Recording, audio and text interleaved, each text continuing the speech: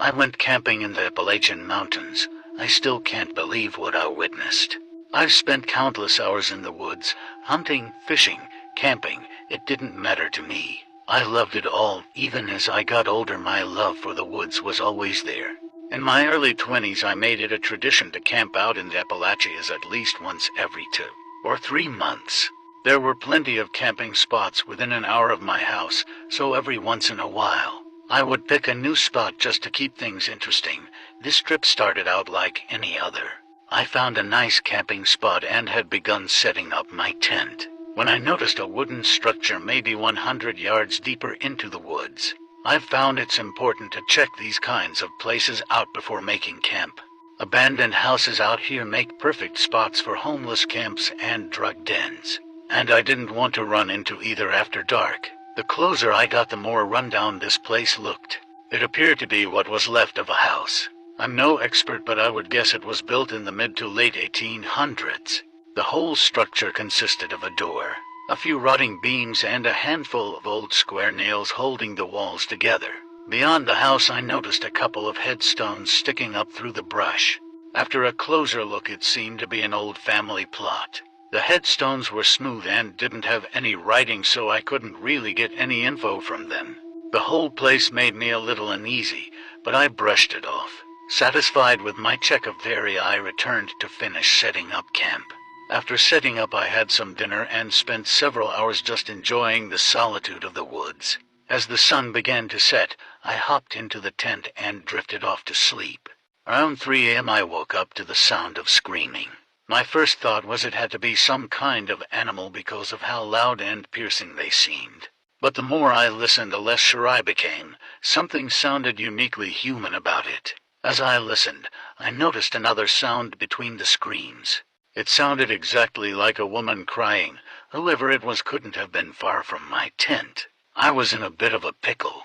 On the one hand, it seemed like whoever was out there might need help. But on the other, if it was some crazy woman on drugs, it was in my best interest to be nowhere near her.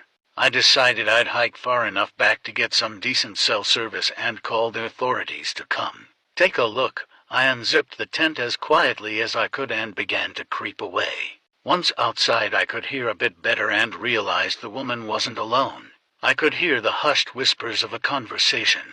To me it sounded like another woman, but it was hard to tell. I turned and started walking in the opposite direction to try and distance myself from them. I hadn't gotten 200 yards from the tent when I saw something that stopped me dead in my tracks. A large dark shadow was moving silently through the woods maybe 50 feet in front of me. I instinctively dropped to the ground and tried my best not to move or make a sound. As the shadow got closer and my eyes adjusted to the darkness, I noticed it was a man. He was very large, at least 6'5", well over 300 pounds. He appeared to be carrying a hammer and had a sickening smile that seemed to envelop most of his face. I was horrified. I laid there and held my breath. For as large as he was, he moved in complete silence. The seconds felt like hours. Eventually he passed by me and continued deeper into the woods. Once the coast was clear, I ran full speed for the car. As I ran, the shrieks I had heard before started up again, but this time even more frantic and blood-curdling.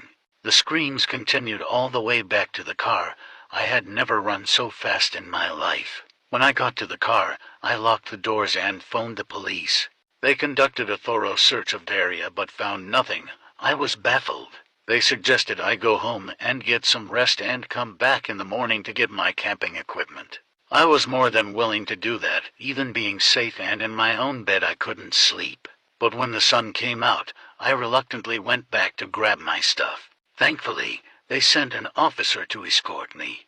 As I packed up the equipment, I noticed the door to the old house had fallen completely off the hinges, and I knew it hadn't been like that the day before.